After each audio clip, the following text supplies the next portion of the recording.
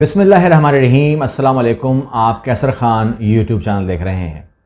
इस बात का शोर तो मौजूद है, आप सुन रहे होंगे कि इमरान खान साहब ये फैसला कर चुके हैं कि उन्हें बहरहाल अब लॉन्ग मार्च करना है। इस बात का भी आप सुन चुके हैं कि राना सनाउल्लाह ने वहाँ पर ट्रेनिंग शुरू कर दी है। वो ट्रेनिंग आप देख सकते हैं, पुलिस ट्रेनिंग कर रही है कि किसी को हमने जो है आगे बढ़ने नहीं देना, हमने कॉर्डन ऑफ करना है इस्लामाबाद को, और इस्लामाबाद को बिल्कुल बंद कर दिया जाएगा, वहाँ पीटीआई अंदर ना आ सके।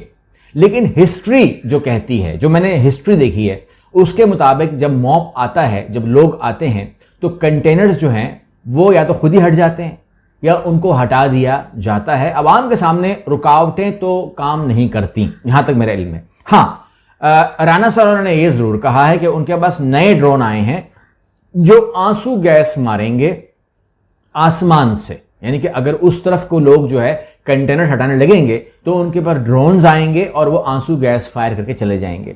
लेकिन एक एक्टिविटी और भी होने वाली है, इसके बारे में भी आपको इत्तला कर दूं, और वो ये है कि पीटीआई का मुमकिन लॉन्ग मार्च इमरान खान को नजरबंद करने का मंसूबा तैयार कर लिया गया है। यानी क्या होगा, सबसे जरूरी चीज क्या है कि आपके सामने कोई लीडर हो जो आपको बोले, जिसने हल्फ लिया हुआ हो कि मैं पीछे नहीं हटूंगा, मैं डंडे से नहीं डरूंगा, मैं गन से नहीं डरूंगा, मैं I will never give up जब तक मैं वहां अपना अचीव ना कर लूं मिशन। और उसके लिए इमरान खान का फ्रंट पे होना जरूरी है। उन्होंने कहा इसको फ्रंट से हटाओ, नजरबंद करो, इसके घर को जिस तरह होता है ना कि पूरी फौज पुलिस जो है वो ऐसी खड़ी कर दो कि ये घर से बाहर ना निकल सके, तो इसको नजरबंद कर दिया जाए। क्या ये बनी गाला में नजरबंद हो जाएंगे तो इमरान खान को बनी गाला रिहाइशगाह पर नजरबंद करने के लिए पुलिस को ग्रीन सिग्नल दे दिया गया है। गवर्नमेंट ने कहा आप नजरबंद कर दीजिए, ठीक है। और जरा ने बताया कि चेयरमैन पीटीआई को मेंटेनेंस ऑफ पब्लिक ऑर्डिनेंस कानून के तहत नजरबंद रखा जाएगा।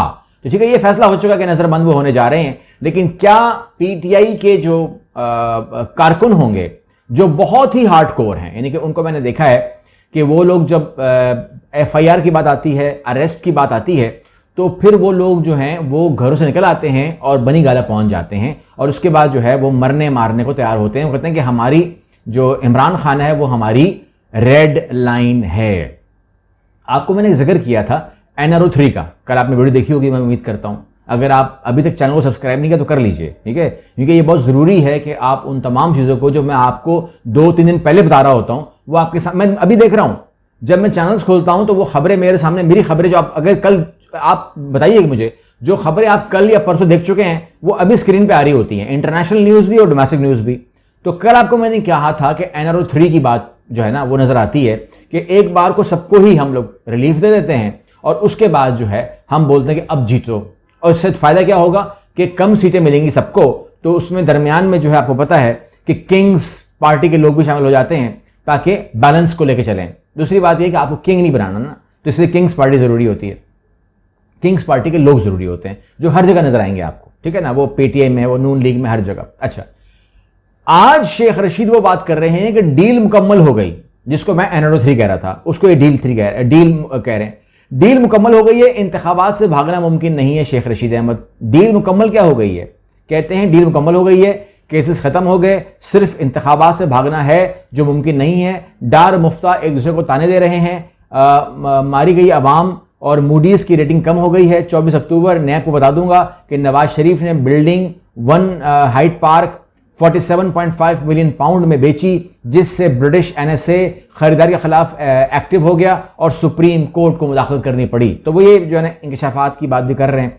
तो इसका होना क्या है, अब सब कुछ नहीं होना, ठीक है ना। अब चूंकि हम NRO 3 की बात कर रहे हैं तो अब नहीं लगता कि कोई भी ऐसी चीज़ कोई होने वाली है कि मैं बोलूँगा कि भाई उसके अंदर कोई नवाज शरीफ को आप गलत साबित कर पाओगे या मरीम को गलत साबित कर पाओगे। अब आप कितना भी कह लो, उन्होंने कहा है कि अगर आप कहते हैं ये तमाम बातें तो आपको ही साबित करना पड़ेगा, ठीक है ना, आपको साबित करना पड़ेगा। इसमें यह नहीं हो सकता कि वो बंदे को हम बुलाएंगे कि जी आपके ऊपर ये बात आई है, डॉक्यूमेंट आए हैं, साबित कीजिए। ओके, मैं आपसे मजीद बात कर रहा हूं, लेकिन दरमियान में बात कर दूं कि आपको मालूम है कि दरमियान में आपने बहुत सारी वीडियोस देखी जिसमें सहाफ़ियों को अगवा किया गया, बहुत सारे सहाफ़ियों को डराया गया, घरों में घुस के भी मारा गया, हर किस्म की चीज़ें जो हैं वो सहाफ़ियों पे हुई। वो कौन लोग थे जो डबल केबिन में भी आते थे, प्राइवेट कार्स में भी आते थे, अंदर आकर ले जाते थे, फिर किसी को छोड़ दिया करते थे, किसी को नहीं छोड़ा करते थे। ये तमाम चीज़ें हुई। वो कौन थे इसके बारे में वाकई में किसी को कोई इल्म नहीं है, लेकिन सब ने अपनी कयास आराइयाँ लगाई। कोई कहता है वो होंगे, कोई कहता है वो होंगे, पता किसी को भी नहीं है, आज तक पता किसी को भी नहीं है। लेकिन ये इल्ज़ाम एजेंसियों पर भी आया कि ये वो हैं। लेकिन वो मसला भी हल हो गया है कि पाकिस्तान में सहाफ़त पर पाबंदी है और ना ऐसे वाक़यात में इस्टेब्लिशमेंट मुलव्वस है। पाकिस्तान फौज के आर्मी सिपा सलार आर्मी चीफ ने बात क्लियर कर दी है कि अगर कोई गाड़ी में बैठ के आपको उठाने के लिए आ रहा है या कोई अगवा कर रहा है या आपको फ़ोन करता है प्राइवेट नंबर से कि आप फलां वीडियो डिलीट कर दो वरना आपको उठा लिया जाएगा, मार दिया जाएगा, ये कर दिया जाएगा, वो कर दिया जाएगा, उनका एजेंसी से कोई ताल्लुक नहीं है, उनका इस्टेब्लिशमेंट से कोई ताल्लुक नहीं है। मतलब ये हुआ, अगर नहीं कहना चाहिए मुझे, चूंकि अब ये बात आर्मी चीफ ने कह दी है, तो भाइयों और दोस्तों, वो लोग जो करते हैं काम, जो प्राइवेट नंबर से फोन करते हैं या गाड़ी लेकर आते हैं उठाने के लिए, वो प्राइवेट लोग हैं, या तो वो प्राइवेटली काम कर रहे हैं या तो वो प्राइवेट लोग हैं। तो ऐसे लोगों के ऊपर हाँ, ये हम सवाल कर लेते हैं अपनी इस्टेब्लिशमेंट से और अपने जो हमारे मुतल्लिका इदारे हैं कि अगर कोई हमें उठाने के लिए आए या अगवा करने का प्रोग्राम बनाकर लाए तो क्या उन्हें गोली मारी जा सकती है, क्या उनके ऊपर फायरिंग की जा सकती है, वो अलाउ है कि नहीं। क्योंकि एक सहाफ़ी ने अपने आप को डिफेंस किया था जब उन्होंने हवाई फायरिंग की, तो हवाई फायरिंग की में वो अरेस्ट हो गए, क्योंकि वो बाद में वो जो प्राइवेट कपड़ों वाले थे वो पुलिस वाले बन गए। तो ये तमाम चीज़ें नहीं होनी चाहिए। अगर इसमें इस्टेब्लिशमेंट नहीं है, पुलिस नहीं है, प्राइवेट कपड़ों में गाड़ियाँ और प्राइवेट गाड़ियाँ आ रही हैं, तो क्या उनको मारा जा सकता है या उन्हें अगवा करने दिया जाए, यानी कि गाड़ी में खुद ही बैठ जाएं कि ठीक है जी बैठ दो गाड़ी में, अब ये आ गए तो ये वही होंगे। तो इसलिए कोई पहचान नहीं होती है, तो इसके लिए जो है मुतल्लिका इदारे क्लियर कर दें कि उसके ऊपर आप अपना सेल्फ डिफेंस अप्लाई कर सकते हैं कि नहीं कर सकते। क्योंकि आर्मी चीफ ने कहा है कि उनमें कोई ताल्लुक जो है इस्टेब्लिशमेंट का बिल्कुल भी नहीं है और सहाफ़त जो है वो आज़ाद है, वो अपना काम करते रहें। ये बहुत मुझे बहुत खुशी हो रही है इस बात की कि ये बात क्लियर हो गई है। कम से कम वो लोग उनका ताल्लुक किसी ऐसी चीज़ से नहीं जैसे वो जाहिर करते हैं, झूठ बोलते हैं वो लोग कि जी हम लोग, आपने नंबर देख लिया होगा, प्राइवेट नंबर है और अब देख लीजिए, ये बातें जो है ना वो झूठ बोलते हैं। ओके, कंप्यूटर से नंबर खरीदते हैं और फ़ोन करते हैं, ये बात समझ में अब आ गई हमको। ओके, इसके बाद आपने देखा कि कल आरिफ अलवी साहब ने जो है खिताब किया और ख़िताब करके जो है वो कोई था ही नहीं यहाँ पर खिताब सुनने के लिए, तो वो खिताब करके आ गए। अब खिताब के लिए बुलाया क्यों था, ये लोग गए क्यों, फिर तमाशे क्यों लगा, बहरहाल वो छोड़ दीजिए, वो आपने देख लिया। अब ये है कि आइन को तोड़ने के पादाश में आर्टिकल 6 लगाने की बात हो रही है वफाकी वज़रा की तरफ से, लेकिन ये रिक्वेस्ट कर रहे हैं, ये कह रहे हैं कि जी लगना चाहिए, होना चाहिए। मुझे नहीं मालूम, मेरे ख्याल में आर्टिकल 6 मैंने लगाना है या आपने लगाना है। आर्टिकल 6 इन्होंने लगाना है। ये रिक्वेस्ट क्यों कर रहे हैं, ये क्यों बोल रहे हैं कि लगाई जाए, मतलब मैंने हुक्म पूरा करना है इनका।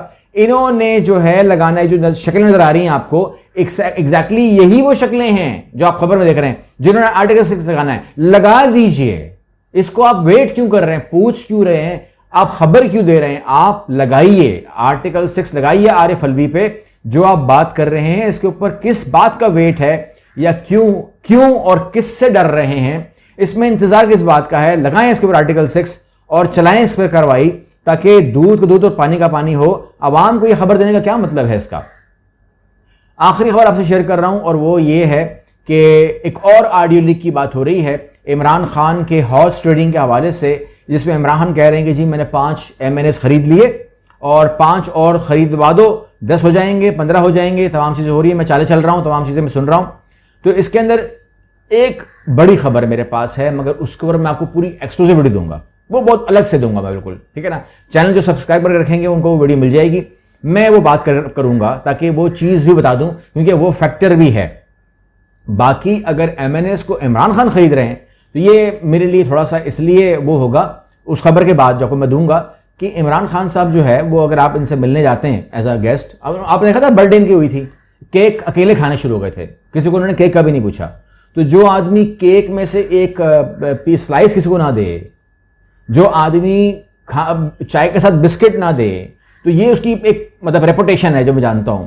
वो MNA खरीदता है तो ये मेरे लिए, अगर ये हो गया तो ये इस सदी की बहुत बड़ी खबर मेरे लिए होगी, अगर ये सच निकला और ये सच साबित हो गया। क्योंकि मैं बहुत कुछ, मतलब मैं एक एग्जाम्पल आपको सामने दे सकता हूँ, 2 एग्जाम्पल दे चुका हूँ।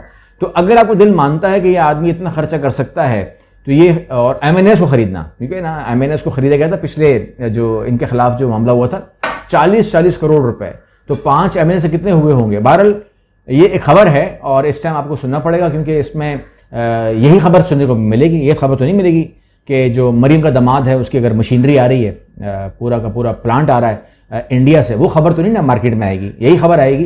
तो इसी को उठाना पड़ेगा हमको, और तो कुछ कर सकते ही नहीं है, और खबर तो है ही नहीं, और तो कोई ऑडियो लीक हुई नहीं है सिवाय एक ऑडियो के। अगली वीडियो मिलते हैं इंशाल्लाह। अल्लाह हाफिज़।